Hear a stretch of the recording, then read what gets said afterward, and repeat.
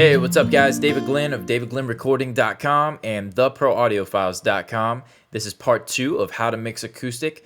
I've got the lead vocal all pulled up and ready to go. If you missed part 1, be sure to check that out after watching this one. We've covered the acoustic guitar. The song is called Chosen. It's by my buddy Jaris Cole, and we're going to dive right in. So here's a snippet of the chorus. Oh, no, you've been chosen to do great things.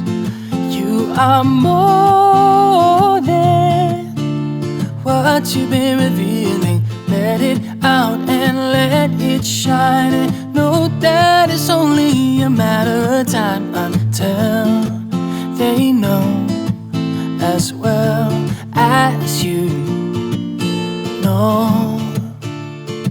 All right, very cool. So diving into the lead vocal, the first thing I want to talk about with you guys is controlling the breath. So the first thing I've done is I've taken, in Pro Tools we have clip gain. I don't know what it is in Logic or if it exists, but I've gone down and I've reduced all the breaths, and you see these lines right here. Let's take a listen to that example. Solo him out. Never let it go. So it's not going to be too dramatic of a difference. Jaris is a great singer. He controls himself very well. And aside from his sibilance, he's very sibilant. The breaths are all nice and tight and well performed. But not to spend too much time on that, but I do go down, I highlight those, and I pull them down. The second thing I want to talk about is the clip gain with phrases.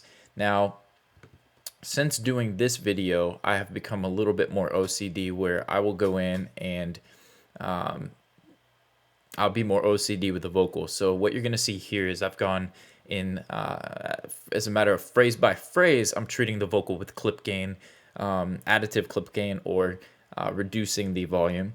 In this case right here for this line, you'll hear coming out of this section. As well as you know. And let's skip ahead to this. So he got a lot louder, so I pulled that down quite a bit. And you'll see section to section. I don't track with, I have a UAD Apollo, I don't track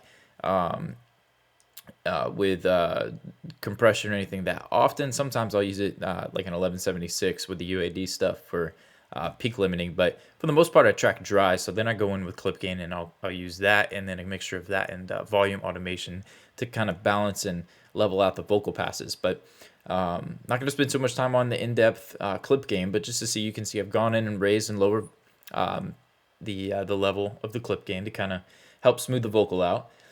Jumping into the EQ chain here, we've got the FabFilter Pro Q. Love this plugin.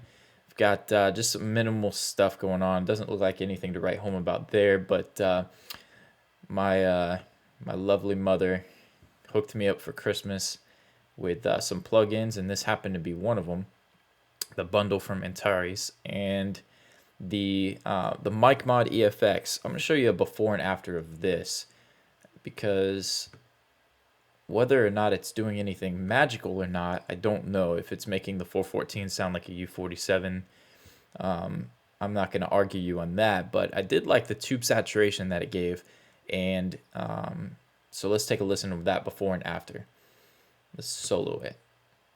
And actually, let's move to another section in the song. Maybe something back here. Yeah, the chorus is cool right there. Let's hear that. No, you've been chosen to do great things. All right, now with it. You've been chosen. One more time without it. You've been chosen. With it. You've been chosen. Yeah, so if you guys are hearing that, I liked what it did, so I kept it in there, but I was definitely experimenting with this one.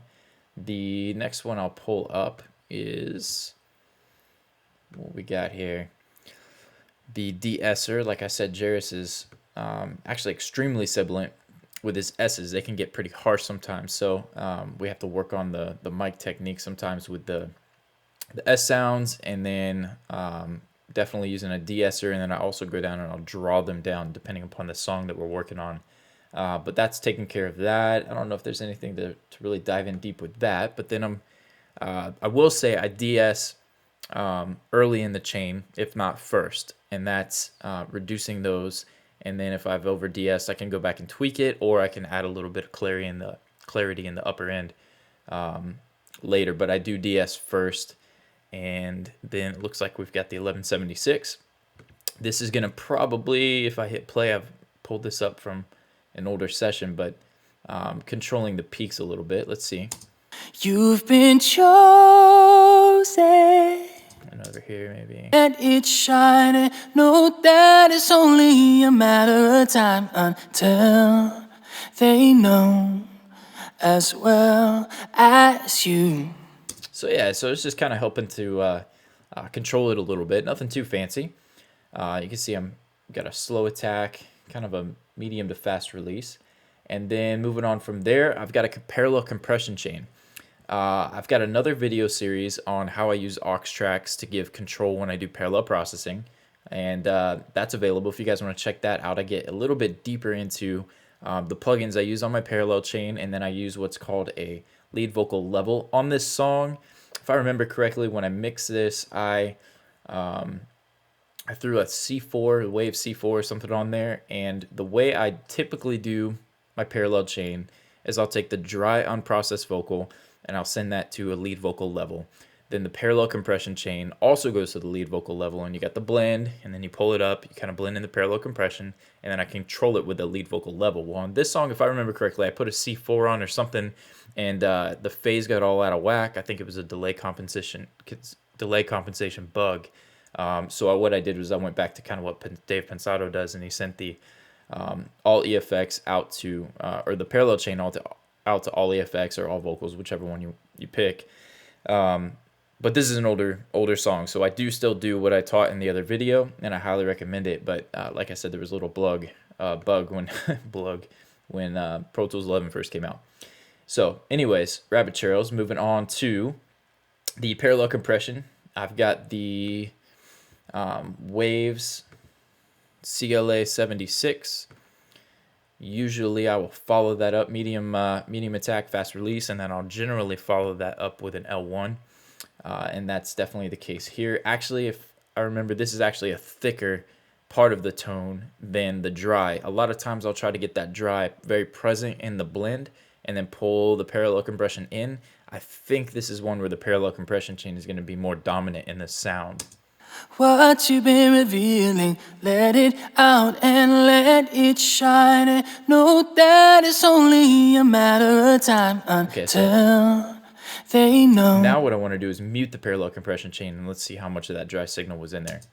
What you've been revealing, let it out and let it shine. And know that it's only a matter of time until they know. Back in. As well as... Yeah, so most of that tone is coming from the parallel chain. It sounds good. To my ears, I liked it, so I ran with that blend. But I do see the EQ gets a little bit dramatic. I've got the 1K region, looks about 1.3, where I felt like that sounded good on his vocals, so I boosted that up. That's typically an area 800 to 1.2, somewhere in here, that I'll sweep through and find a sweet spot for the vocalist, and I'll pull that up a little bit. On his voice, I, for some reason, maybe went back and did this. I don't typically lift too much in the 2 to 4K region, but I did that, and then I've also added some classiness up in the 10K range. A couple frequencies that kind of bothered me, and I'll use the Pro Q. If you haven't seen that before, let me show you a demonstration of how you can take and sweep through frequencies. Let's take this band here. Yeah. Kind of sweep through. You've been chosen to do great things. You are more. So that's a little snippet of that. And then something I'm really excited about as an Apollo user, UAD, they recently released this, actually just a few days ago, the preamp emulation of the UA 610B. And so this vocal chain, I'd already kind of mixed it and set it up, but before I pulled it up to do the tutorial, I thought, let me see what I can do with that, and I pulled it in, and I really liked it, so I left it on, and we'll do an A-B of that. Let's find a good section here. Let's go to the end where he's got a little more energy. Let's go right here, and let's hear before. What you've been revealing, so let it out and let it shine. Know that it's only a matter of time. And after. Know that it's only a matter of time until. Okay, it's very subtle, so let me do this. Let me play it, and then I'll bypass it halfway through. Know that it's only a matter of time until they know as well as you know. Cool, so I liked what it's doing. It's adding some character to it. Not mad at that. And then you can see I've got some effects. I'm using a very minimal amount of effects. I wanted to keep this kind of dry. This is more of a demo songwriting track for kind of give this one away, kind of build up some fan base. Send it out, blast some emails, and do like a teaser before we release a full radio version of this song. This is a EP that I'm producing for my buddy, and give a shout out actually, Jaris Cole, and then a co-producer up in Chicago, Victor Encarnacion, working really hard. So shout out to Vic. And moving on, the vocal delay, vocal slap. If I remember, I threw a Studer on the back of the plugin mix, Echoflex. And maybe do a whole series on effects here, but pretty much I've dialed this in with about like 100. That's at 160. It's a lot higher actually than I usually will dial that in, but I've got that sending to a vocal slap, and then something cool. Can't remember where I picked this up, but I'm throwing the Studer on the back end of my delay. And I've used, for those of you who have this, I've used the cassette deck preset and driven the crap out of it, and then just pulled down the output. Let me show you the difference between let's pull the vocal slap up. We'll solo it. To do great things, you are more than what you've been revealing, so let it out. Okay, so there's no Studer on that slap delay, and now I'm gonna put the Studer on, and let's hear what we get. To do great things, you are more than what you've been revealing, so let it out and. Pretty sweet, right? So you hear the driving, the artifacts, the distortion kind of kicking in, and I really liked it. I didn't bring in too much vocal slap on this for this particular acoustic track. I wanted to keep it somewhat dry, just more of a feeling rather than hearing the delays or the reverb, but not a bad effort with the Studer there. So cool little trick. If you guys aren't using saturation on the back of your delays or that kind of stuff, I recommend it. The EMT vocal plate, pretty straightforward. Just kind of put them in the same space that I put the acoustic guitars in. Let's hear that. Without it. What you've been revealing, so let it out and let it shine. Know that it's only a matter of time until. Cool. And then moving on to, I threw a delay on here, stereo delay, and that is extremely light as well. Let's take a listen to that and boost it up. What you've been revealing, so let it out and let it shine. Know that. And so I just, again, was trying to create a space around the vocalist. You kind of hear a couple of those kind of trickle off. It's a nice little effect for a little acoustic track. I tend not to get too crazy with delays when I'm doing acoustic demos and that kind of thing. The UAD Dimension D is in here a little bit. Let's hear that.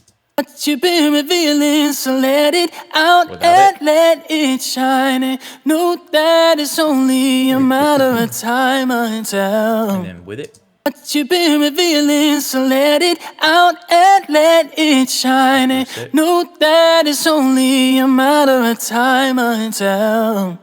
I actually don't mind that whenever it's boosted up a little hotter. So there's kind of a walkthrough of the effects, and that's the lead vocal. So if you guys have any direct questions, man, email me at david@davidglennrecording.com. I'm trying to think if there's anything else I can cover on this one, but get you started with kind of cleaning up the track, kind of working through some of the breaths. Sibilance is something to pay attention to, depending upon the singer. Compression to control the peaks. We've got parallel compression in there. You saw the settings for that. And added some saturation, some character. And man, so if you guys have any more questions, anything of what I'm doing here that you see maybe I didn't cover, feel free again to message me, david@davidglennrecording.com. And we'll see you. Video 3 is coming, and that's going to be on MS EQing of the acoustic guitar. So we'll check you guys in that one.